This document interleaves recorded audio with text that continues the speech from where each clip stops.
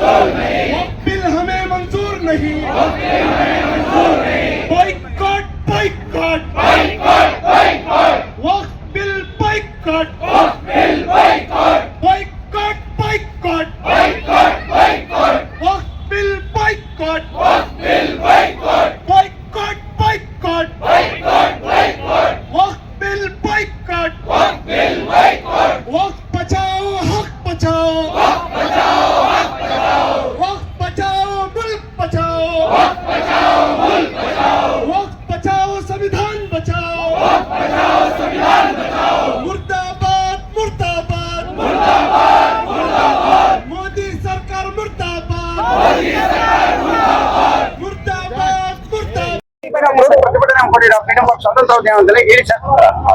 ಏನು ಕೇಂದ್ರದ ಒಕ್ಕೂಟ ಸರ್ಕಾರ 20 ಕೋಟಿ ಮುಸಲ್ಮಾನರ ಹಿತಾಸಕ್ತಿಗಳಿಗೆ ವಿರೋಧವಾಗಿ ಏನು ವಕ್ಫ್ ತಿದ್ದುಪಡಿ ಮಸೂದೆಯನ್ನ ಲೋಕಸಭೆ ಮತ್ತು ರಾಜ್ಯಸಭೆಯಲ್ಲಿ ಪಾಸ್ ಮಾಡಲಾಗಿದೆ.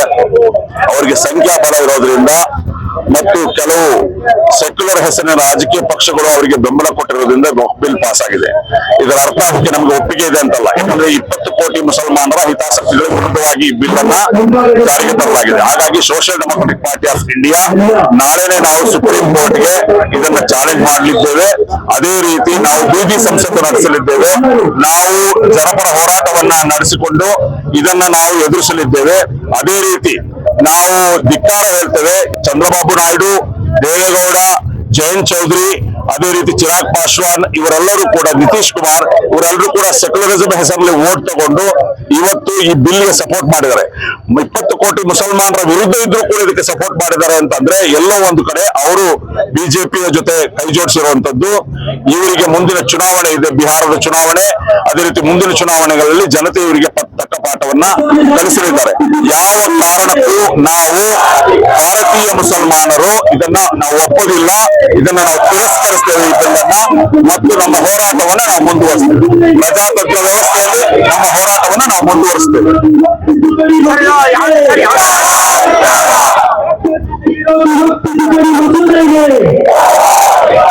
ಆಗ್ಲಿ ನಮ್ಮ ಮುಸ್ಲಿಂ ಬಂಧುಗಳು ನಮ್ಮ ಅಣ್ಣ ತಮ್ಮಂದ್ರು ಅಂತಾರೆ. ಅವ್ರಿಗೆ ಏನ್ ಫೆಸಿಲಿಟಿ ಬೇಕೋ ಪ್ರತಿಯೊಂದು ಮಾಡ್ಕೊಡ್ತೀನಿ, ನಮ್ಗೆ ಬಹಳ ಪಾಸಿಟಿವ್ ಆಗಿದ್ದೀನಿ ಮುಸ್ಲಿಂ ಬಂಧುವ್ರ ಬಗ್ಗೆ ಅಂತ ಹೇಳ್ತಾರೆ ಸರ್. ಈಗ ನೋಡಿ, ನಿನ್ನೆ ಪಾರ್ಲಿಮೆಂಟ್ ಅಲ್ಲೂ ಕೂಡ ಅಮಿತ್ ಶಾ ಅವರು ಮಾತನಾಡ್ತಾ ಇದು ಬಡ ಮುಸ್ಲಿಮರ ಪರವಾಗಿ ಇದೆ ಅನ್ನುವಂತ ಮಾತನ್ನ ಹೇಳಿದ್ರು. ಮುಸಲ್ಮಾನರ ಬಗ್ಗೆ ಮೊಸಳೆ ಕಣ್ಣೀರು ಸುರಿಸಿದ್ರು.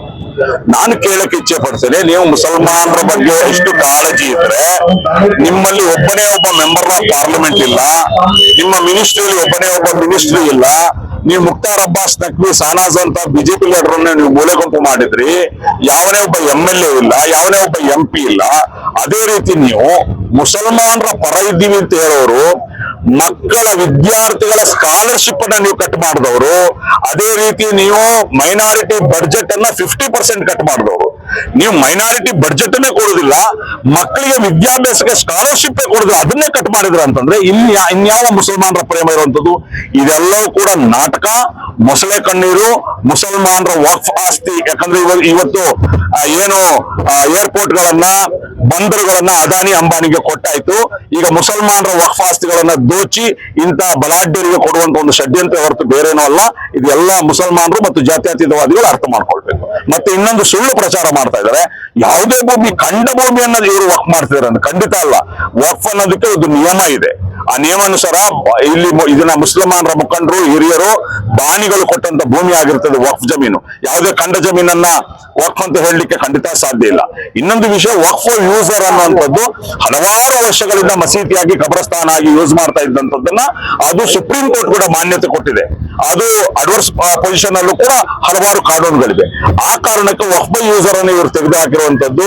ಅದೇ ರೀತಿ ಬೇರೆ ಸಮುದಾಯದವ್ರನ್ನ ಯಾಕೆ ವಕ್ಫ್ ಅಲ್ಲಿ ಇಡಬೇಕು? ದೇವಸ್ಥಾನದಲ್ಲಿ ಇಲ್ಲ,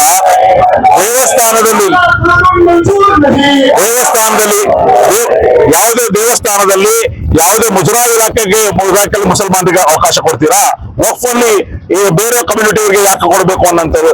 ಇದೆಲ್ಲವೂ ಕೂಡ ಏನೋ ಒಂದು ಮುಸ್ಲಿಮರ ವಿರೋಧ ಮಾಡುತ್ತಿರುವಂತ ಷಡ್ಯಂತ್ರ ಅಂತ ಇದನ್ನ ಹೇಳಲಾಗ್ತದೆ. ನ್ಯಾಯ ಬೇಕು, ಬೇಕೇ ಬೇಕು, ನ್ಯಾಯ ಬೇಕು. ವಕ್ಫ್ ಬಿಲ್ನ ರಿಜೆಕ್ಟ್ ಮಾಡಿ, ವಕ್ಫ್ ಬಿಲ್ನ ರಿಜೆಕ್ಟ್ ಮಾಡಿ, ವಕ್ಫ್ನ ವಕ್ಫ್ ಬಿಲ್ನ ರಿಜೆಕ್ಟ್ ಮಾಡಿ ಬೇಕೇ ಬೇಕು, ನ್ಯಾಯ ಬೇಕು, ಬೇಕೇ ಬೇಕು. ನ್ಯಾಯ ಬೇಕು. ಎಲ್ಲಿವರೆಗೂ ಹೋರಾಟ?